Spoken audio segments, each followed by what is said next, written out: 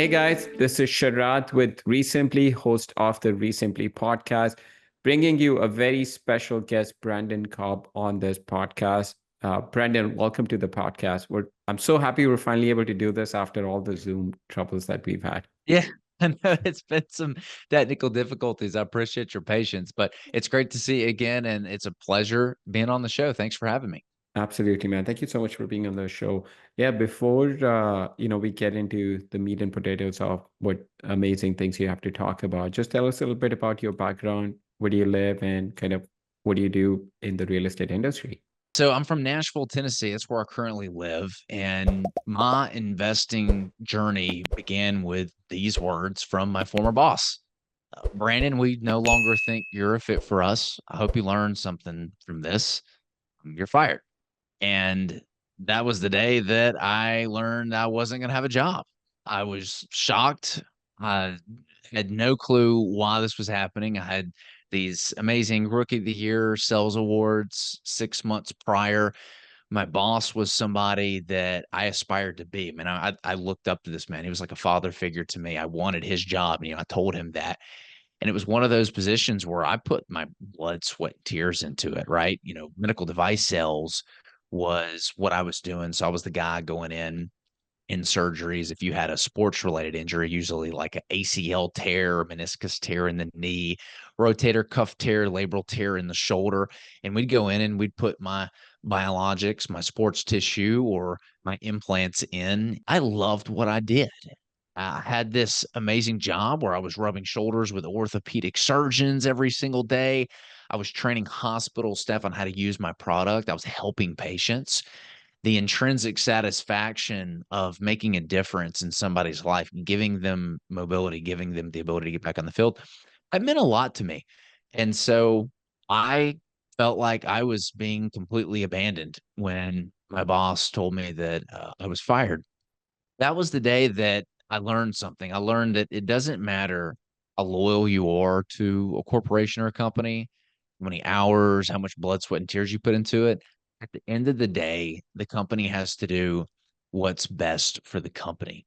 And for whatever reason, that was letting me go. And so that day I learned that nobody was going to look out for my financial well being but me. I'd played it safe. I'd followed in my parents' footsteps. Like any young guy in his 20s, all you want to do when you get a job is you want to make your parents proud, right? I mean, that's the initial. You want them to go, "Hey, look at you. Congratulations, I'm proud of you."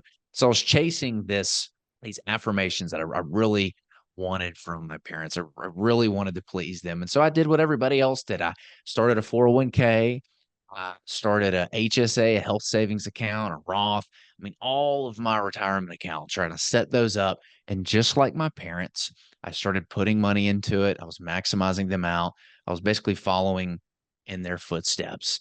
And boy, did things change. When I got fired from my job, I gave myself a 6 month ultimatum. I said, if I don't make any money in the next 6 months, I could just go back and I can get another job. And so there was a lot of big limiting beliefs that I had when I was first trying to get my business on its feet. I grew up in an environment where, I mean, my parents were tight, man. When the iPhone first came out, I didn't buy a single one of those 99-cent apps because my dad was like, you don't need that. You don't need to spend money, save your money, don't do that. And as an entrepreneur trying to get your business on its feet, that's the exact opposite thinking. You're going to have to invest in yourself. You're going to have to invest in your business in order to get that done. So I really struggled with what I had learned growing up, all of the same principles and the skill sets that my parents taught me or what they thought I needed to be successful were not what was going into the real estate world. And so after freeing myself from some of those limiting beliefs that I had and actually starting to invest in the business, it was okay to spend money on yourself, on educational products. It was okay to join mastermind programs. My dad was always very skeptical, like, oh, don't trust this person, don't trust this person. Everything was a scam to him. Everything. So I had a lot of hesitation on investing in the coaching and the mentorship programs. But when I finally figured it out and I freed myself from that thinking, that's when things really started to take off for me. So if you fast forward today, we've probably got 650 units in the pipeline. Our specialty is entry level housing products, affordable housing. And when I say affordable housing, I'm not talking about Section 8 or government housing. I'm talking about that entry level housing product, that first time home buyer, that most likely millennial right now who's trying to get in a home. They can afford about 25, 2,600 bucks per month. But they can't find anything.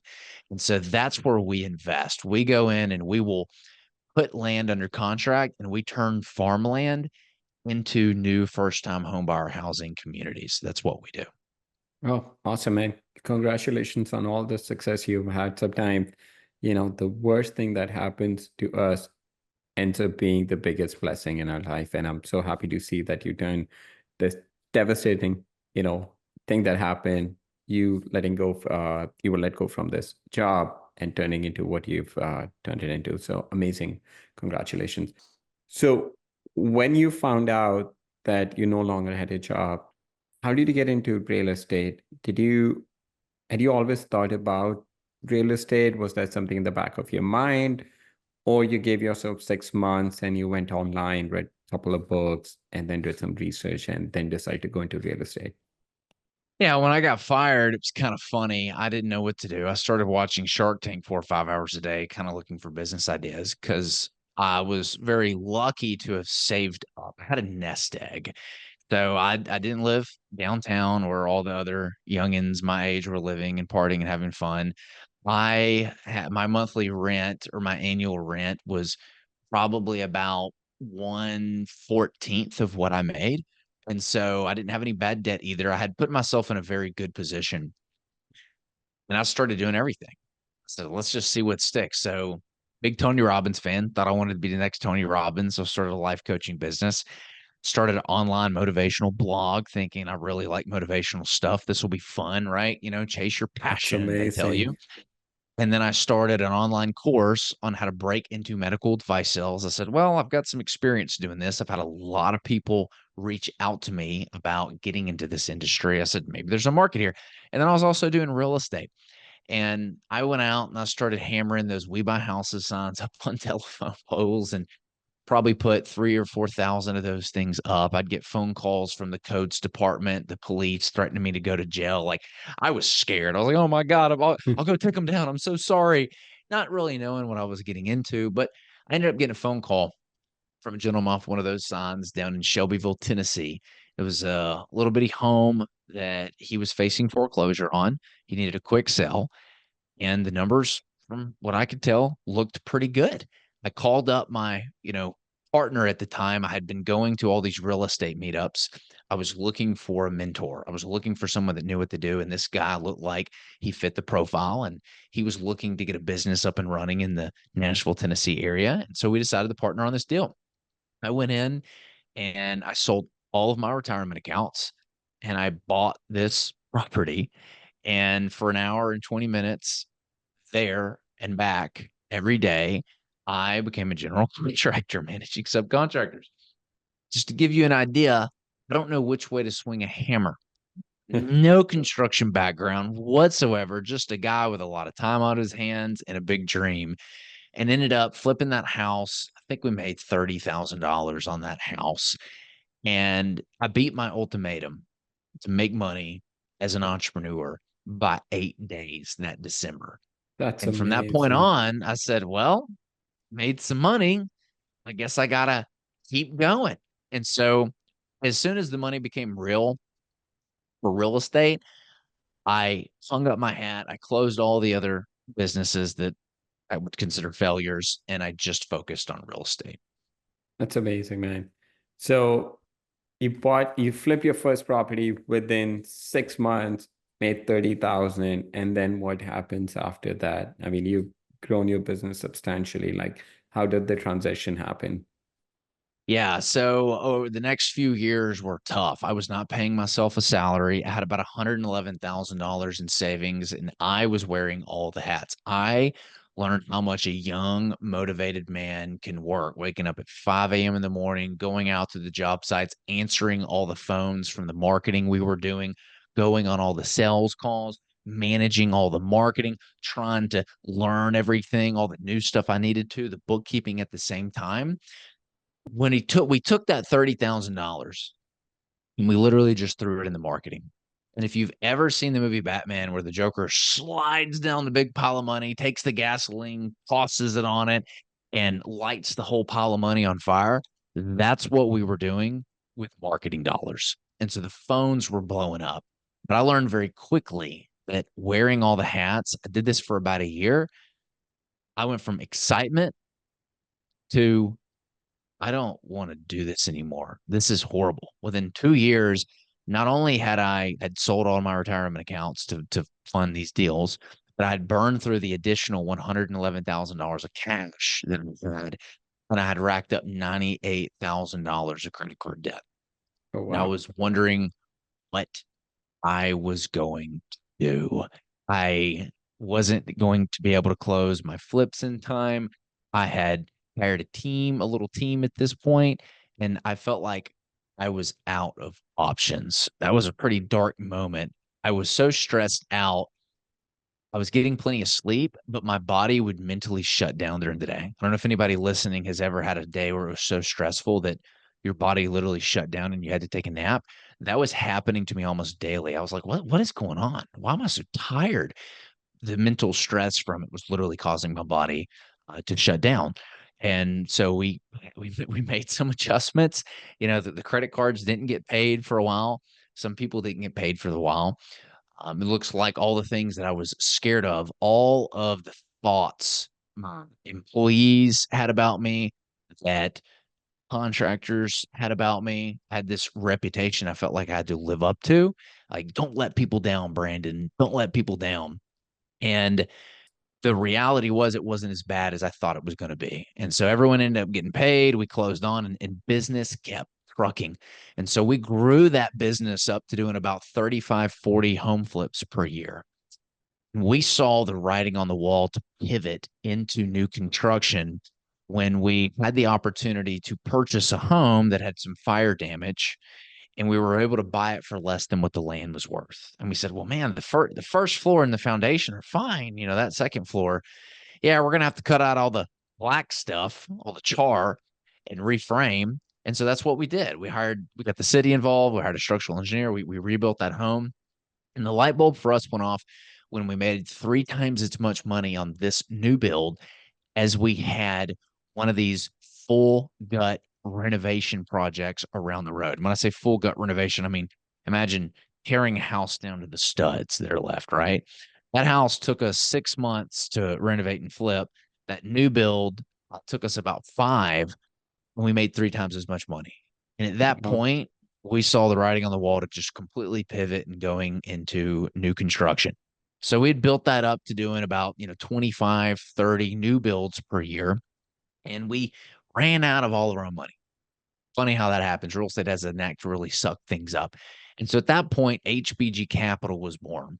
We had a need to bring in outside investors into our deals and let them get a piece of the pie. And we were able to pull all of our own money out of the deals and replace it with investor funds. We had the liquidity to then focus on the business and grow the business. And so since then, we've learned that, hey, if you're going to build 25 homes all over the place, you might as well build them in the same spot. It makes sense. You get one location or 2 or 3 locations to go to per day instead of 20 that are all spread out everywhere, right? And so when we did that, we started managing things a lot more efficiently. Our team was able to be more efficient. We got better bulk pricing on all of our materials. We got better contractor pricing because they're able to show up to these same developments every single day and get that bulk discount from there. When you can keep guys working in an area for years, you're going to get better pricing. They're going to want to work with you. And so that's what guiding us into doing these, single family housing developments that are focused on entry level housing. So we do a lot where we've got 3 different exit strategies. And, one of those exit strategies is building houses. The other 2 have to do with getting the land entitled and rezoned.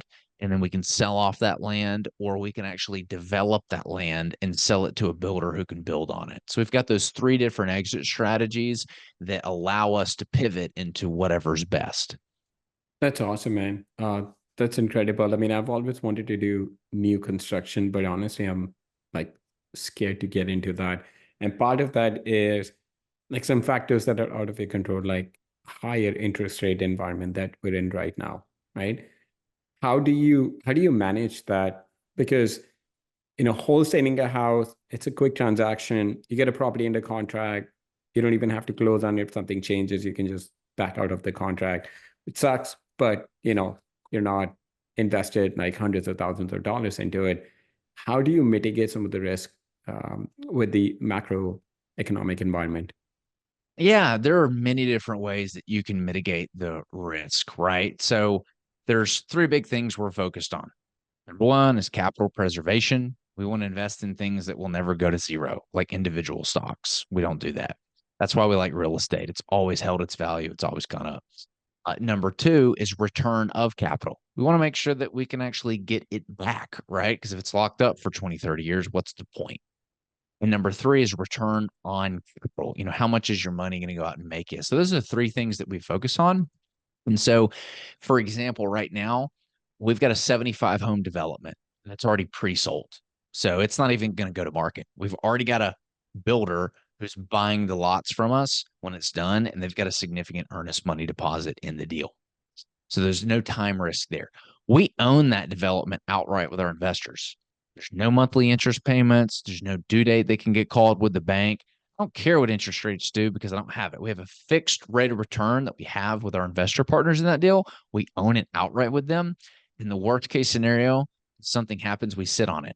This same development we actually bought in September of 2022. Worst possible time to buy a piece of land that you're planning on developing because everybody stopped buying. Everyone froze. Interest rates rose faster than they've ever had in history, faster than the last 40 years. And so what was the worst case scenario there? We just hung on to it for a year and a half with our investor partners, no monthly payments. Had we had a bank loan out on that, bank would have definitely called it due, or we would have had to make the monthly payments. That would have put stress on the business. So we removed the risk by introducing investors into the deal and not having bank risk. Now, let's say that we're building some houses and we are going to get some bank debt out. Typically, when we're raising funds from our capital partners, we're raising for a few things. One is the down payment for the debt. Two is liquidity, extra liquidity on the side, purchase materials, or if you go over budget. Three is an interest escrow account. So however much time you think you're going to need the money, double that and raise that amount of money. And then we also have some money set aside for GC fees or anything else that might come up. So that gives us a lot of liquidity to be able to weather whatever storm. So if you can do that, if you can have plenty of liquidity, you're going to be fine. A lot of the homes that we built in 2023, like we're just now getting to the end of selling them. That would have been a problem if we did not have the capital reserves on hand, but we had. So interest rates doubled, holding lines doubled. A lot of people had some foreclosures happen because they ran out of money. But as a developer, you want to stay liquid. You always want to have money in the bank. And so if you're able to mitigate that risk, you're set. And then obviously the next risk is going to be your price, right? So if you put something on the market, we had some homes that, went from $575,000 down to $475,000. It's a pretty steep price drop, That but is, yeah. we still didn't lose money on it because we had so much equity built in those deals. Our loans on each of those was $375 each from the bank. And so we had plenty of equity in there baked into the deal where we had a lot of downside protection built in. And so downside protection and liquidity, the ability to control, the debt, these are all ways that we're mitigating things. And I can talk more. We got 6 main strategies that we started implementing after interest rates rose, and we can get into that if you want. Yeah, I would love to hear that. And Yeah, sure. So before we yeah. get into that, just quick question on your capital partners. Are they equity partners or are they lenders on the deals? So they're equity partners. We own the deals outright with our investors. Now they could be equity partners, or we could set up a debt fund where they're Yeah. they're the lenders on the deal as well. So there's 2 different ways of doing it. But the whole goal is to mitigate risk, not only for Okay. ourselves but our investor partners as well. Okay. So what are the 6 strategies that you have that you're implementing in your business right now? Yeah, I would love to get your thoughts and maybe we can kind of ping pong this back and forth. Sure. But the first one is to have multiple exit strategies. We talk about this a lot. No matter what you're investing in, very important to have multiple exit strategies. So, what does that look like for us? There's four that we focus on. When we have this, again, piece of land that we've gone and we've put under contract, we do our value add strategy before we buy the land. So most people, like when you buy a house, you're typically buying it, you fix it up, and after you fix it up, you have forced appreciated it, and now you can sell it. Like there's a strategy there where you are able to control the value of it. Same thing, multifamily. You go in, you renovate the units, you increase the rents, you lower expenses. This all increases the net operating income, which force appreciates the value of the property. We go in and we take farmland and we turn it into new housing communities. And we do that via a rezone and entitlement process with the city. We go through and we get all the approvals in place. And once those approvals are in place, that land is worth so much more money when you can put 50, 100, 200 homes on it than it's worth if it just is a farm or a house with a bunch of acreage. And so afterwards, we buy it. Exit strategy number one. So we syndicate funds with our investors. We just crowdfund together and we own it and we land bank it for a year or two and then we sell it. If it's in the path of progress, which a lot of times it's not even in the path of progress, it's in progress, like there's literally development all around it, we'll just hang on to it till all those developments sell and we know the value is going to appreciate even more and we'll just sell it with our investor partners. That's exit strategy number one. Exit strategy number two is we'll get a builder involved. And this is typically a DR Horton or a Lennar.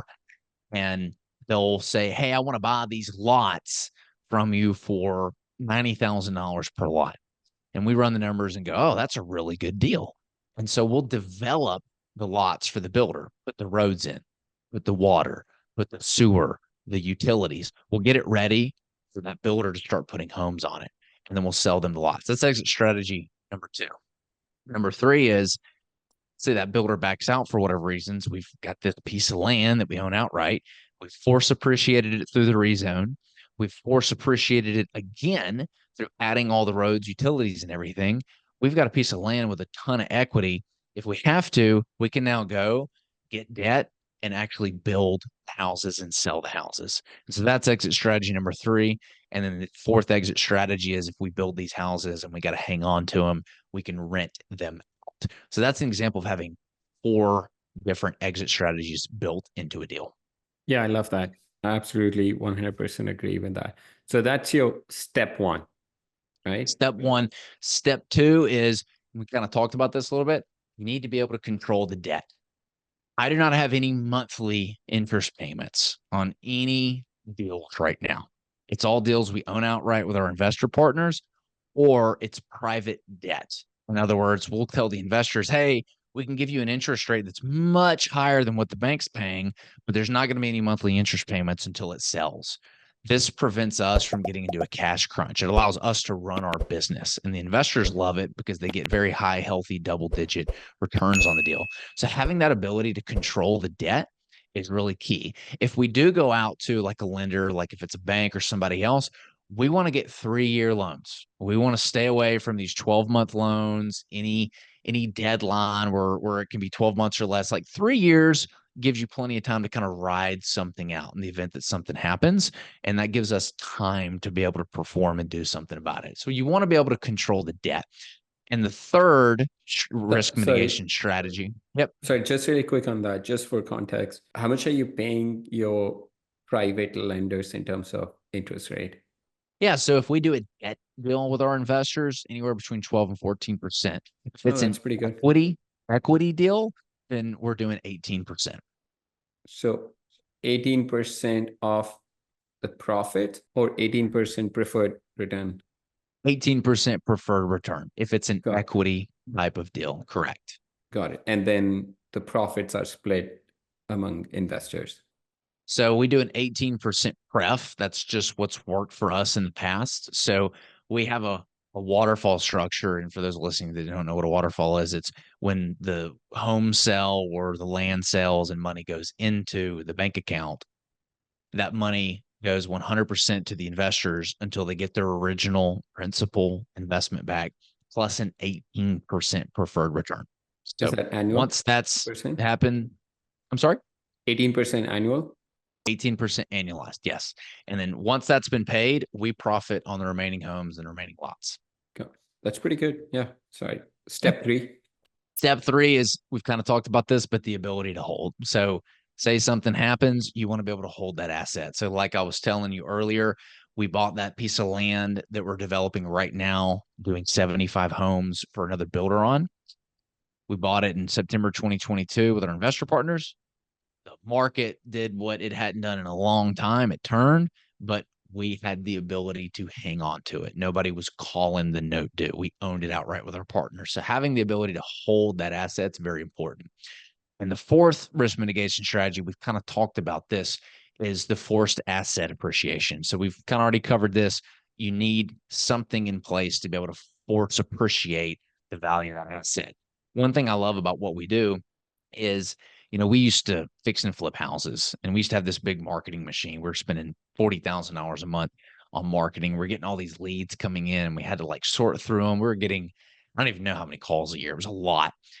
We probably talked to 35 people a year because we know what we're going after. We have a very focused strategy. We know which parcels of land we want, and we have such a compelling value proposition. When we can go to someone who has, a piece of land and say, "Hey, your land's worth $400,000 or $500,000. If we offered you 1.2 million for it, would you be interested?" They're going to be like, "Well, yeah. How are you going to do that? How are you going to pay me double what I know it's worth?" And so it becomes a very easy conversation to have. But my offer on 1.2, but it's going to be worth 2 million when I'm done with it. So I can force appreciate that asset before I buy it. It's like being able to buy the house flip after you've renovated everything and the value's there. So we really like that. That's our fourth risk mitigation strategy. The fifth one is having the end buyer lined up. So one of the biggest risks is market risk, time risk. And the longer a product sits out there on the market, the more risk it incurs. And so a lot of times, while we spend this year and a half doing the rezone process, doing the entitlement process with the city, we have time to go and line up a developer to buy it, or we have time to line up a builder to go and buy it, contract in place. And so these lots, if we develop and sell the lots, we can develop and we can sell them off to a builder, and they never go to market. Same thing with the homes. Like we've sold some stuff to build to rent funds before. And so being able to build something and have it immediately sell, that's huge. Again, you're eliminating the time risk. So having that in buyer lineup, very good risk mitigation strategy. And then finally, number 6, downside protection. You want to make sure you've got plenty of downside protection. A lot of these skinny deals here they're causing a lot of pain. A lot of the people that took out bridge debt on, multifamily and commercial over the past several years, they're having to hand the keys back over to the lender, to the building. It's a tough time right now because interest rates went up and it chopped the value of these buildings by 20, 30%. I mean, that's a huge fall in value. They didn't have that kind of downside protection underwritten.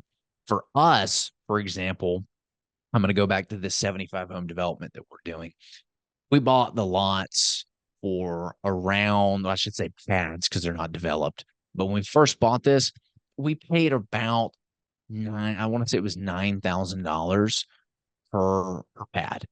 And so there's 75 of them. Our development costs are right at about $52,000 per pad. So we're all in for somewhere around 60, 61, 62 with costs. We're selling them under contract for $85,000 per finished lot. And so you look at the margins on that, the value of the lots would have to go from 85,000 down to 60, 61 for us just to break even, not even lose money.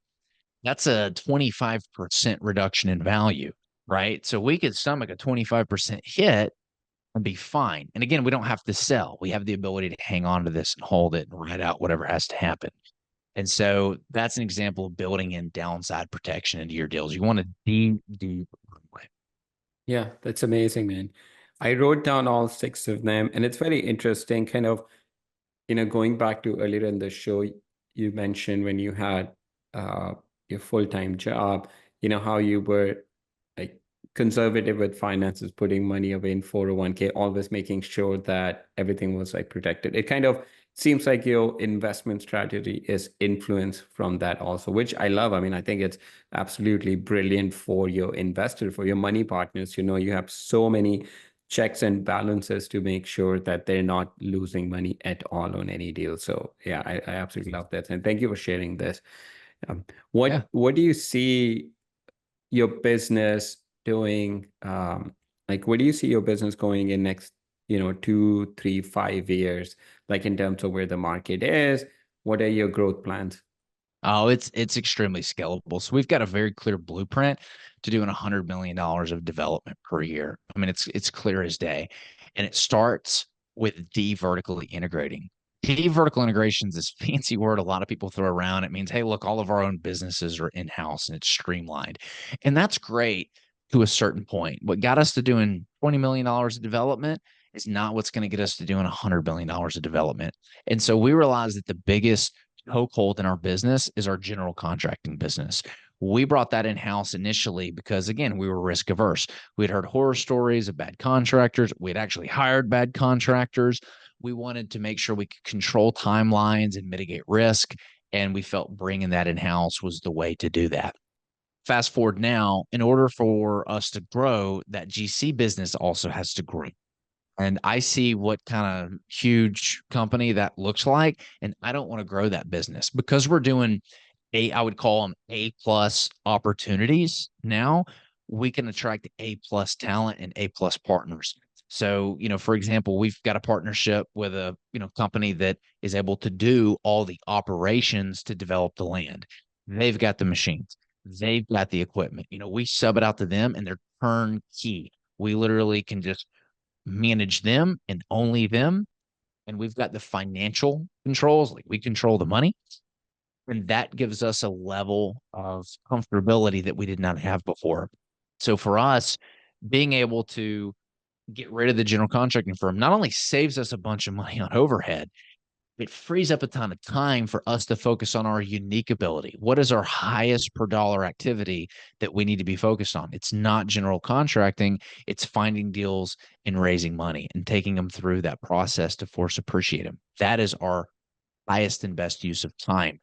And so by going to a world-class builder, what we've learned is there's guys out there that not only build for less than what we do, but they're faster and they're better at it and they enjoy it. That's their unique ability. So finding those strategic partners and bringing them into our business, that is what the future holds. And so you're going to see us doing a lot more development because we've got these great operators that we can do these partnerships with in our local market. And so we've got a very clear path. We want to be developing at minimum 500 lots at a time, over the course of 4 or 5 different developments and, hopefully building at least 50 units and holding those per year. We want to introduce a construction element. We still want to build, but we want to build and hold more Right. assets at a time. And then anything, if we run out of money to do the land development piece or the build piece, and we've still got these lands, we want to be assigning at least 1,000 units per year of these paper land deals that we take all the way through to other developers that want to take it from there. That's amazing, man. Yeah. I, what I absolutely love is like, what the one thing is, like what your unique ability is. And rather than trying to do 10 different things, you're just doubling down on where you add the most value to your business and leave a Yeah. little bit of money on the table for other guys to come in what they're absolutely best at. And then just it creates a world-class product. So I love that. Yeah. Yep. You hit it on the head. Yeah. Cool, man. Oh, this has been absolutely incredible. Before we go into the next segment of our podcast, I want to ask you, what do your parents think of what you're doing now? Oh, they're so proud of me. It's funny. Real estate is this amazing vehicle when It's I've very achieved. relatable investment. right? It's not like crypto where half of the people don't understand what the heck it is. So Yeah. yeah, it's just yeah.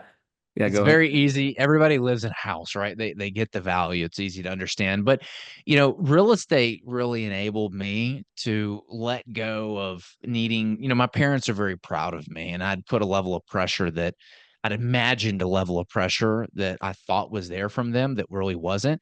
But, at the beginning stages, I felt like a fraud just calling myself a business owner. Like I didn't feel like I was a leader, because I was learning everything. I was very insecure about hiring people and because I'd never done those things before. And so I kind of just felt like a fraud early on in my business career. But after achieving the level of success that I've achieved, making more money than I've ever made in any job, I've made more money in my like fourth year of real estate than I'd ever made of all the money I'd made like combined in since I'd started a corporate job in like 1 year. There's something powerful about building an undeniable stack of proof that you are who you say you are. And so I was outworking my self doubt. And so being able to look back and see what I achieved, I no longer needed admiration from, like my dad. I no longer needed them to tell me like, hey, you've done it, good job. I was free of that. You could look in the mirror and just be proud of who I was as a person. The only measuring stick that I needed at that point was like my own measuring stick. And it took me a really long time to figure that out. And real estate was a tool. It gave me the freedom, not only the external freedom of being able to do the things that I want when I want.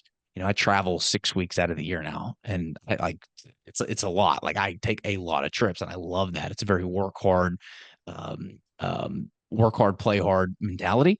Um, and I get to do these amazing trips every year. I do a mom and son trip every year. My mom's a history teacher. I take her somewhere she's never been before. We're Oh, going to, nice. I think, Boston this year to do the American Trail. I go on a sibling trip with my brother and sister. I take them every year. We go knock out something on their bucket list. I do a father-son trip every single year. And these are what I want to do with my life. Like my why is creating unforgettable experiences with those that I love. And so externally, real estate has been a tool to build that and do that. But it's also been an internal tool where it's released a lot of the internal pressures that I've put on myself. I've stopped caring about what other people think. I've kind of got that release from my mom and dad. I know that they're proud of me. I don't need them constantly, tell me that anymore. And it's just freeing to know that, you know, you don't have to care what other people think anymore. Yeah, absolutely, man. Yeah, no, your parents should be very, very proud of all the amazing success you've had. Cool, Brandon. This has been incredible. All right. The next segment of our podcast, I want to ask you a couple of questions. What do you do for fun? So I am huge steak enthusiast. I love cooking. It's how I turn my brain off at night. I love cooking for my wife. I import my steaks from Japan, Australia, and believe me, when you come over to my house and I'm cooking steak for dinner, everybody starts talking about it. That was something I really wanted to build. I wanted food as a tool to bring people closer together. And I'm working on being that guy where I have my, kids grow up and they're like teenagers and they don't want to hang out with me. But if they know that dad's cooking, the Yeah. whole neighborhood wants to cook dinner. So I love cooking really nice Wagyu steak and I'll smoke it, I'll sous vide it. I've got all these unique ways to cook it. That's what I really love doing. Number two, I'm a travel junkie. Like I said, I take about 6 weeks off per year and I travel all over the world, all over the United States. Nowhere's off limits. And so for that, that's really cool. And then I build in these unique, unforgettable experiences with those that I love. I'm always working on something like that for one of my close friends or one of my members of my family. And that's kind of it. I work out a lot too. I'm a biohacking junkie. I'm, I'm in pretty darn good shape. I obsess over my health. I have like a cold plunge in my garage.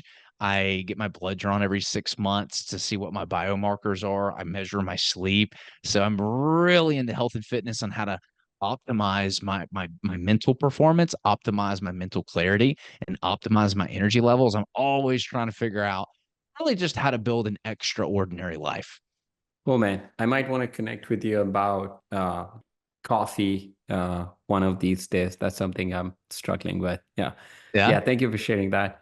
All right. I see you have some books on your shelf. What's the most impactful book that you've ever read?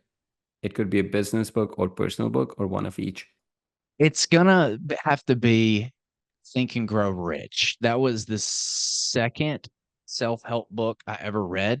I read that book when I was 23 years old and I was stuck at my life. I was a new college graduate making $8 an hour at Ace Hardware. I thought everything happened to me. I was a victim. I couldn't get a job. The economy hadn't really bounced back yet from the '08 collapse.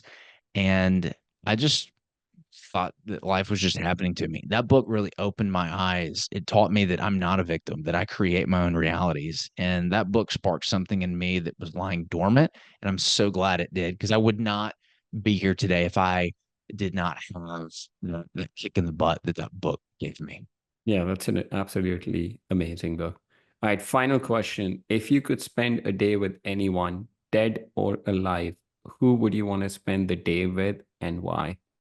Oh man, spend the day with anybody, dead or alive. I'm a big Tony Robbins fan. I would have to say him. Mm.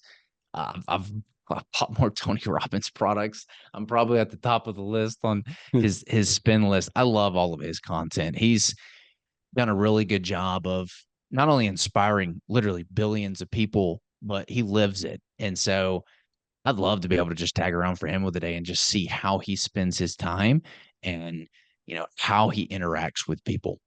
Cool. Awesome, man. Yeah, I'd love to spend some time with Tony Robbins too.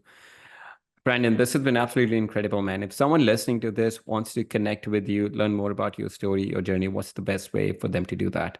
Yeah. So if you're somebody who's interested in creating passive income from real estate, if you're trying to build a legacy, if you're trying to make an impact and retire one day, and you think that adding these entry level housing developments is a good way to diversify your portfolio, head on over to our website,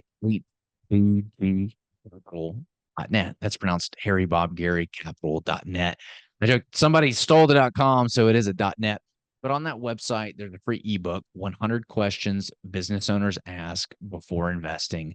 I wrote that ebook after I got a phone call one day from an investor who asked if I would help his friend out. His friend had lost all of his money on a real estate investment and he wanted some advice. It became very evident early on in this call that there's not much he could do. He did not properly securitize the investment with the correct paperwork. He did not know how to do the due diligence on the operator. He didn't know how to do the due diligence on the asset itself. He was green. Had he been able to ask the right questions, questions are the key that unlock the answers we need to make more informed investment decisions. And so, with the idea that how could I prevent this from happening to just one other person, I wrote that ebook. So it's 100 questions business owners ask before investing. If you grab that ebook, you can literally just go down the list and ask, and that'll help you make more informed investment decisions. So you can grab it on our Awesome. website, and then we've got our own podcast, Recession Resistant Real Estate Radio. You can listen to us there. Cool. Perfect. We'll make sure we put link to your website and the ebook on the show note. Brandon, thank you so much for coming on the podcast, man. It's been absolutely incredible. Thank you so much for sharing all the wisdom and knowledge you've gained and your amazing success story. Thank you. Hey, thank you for having me.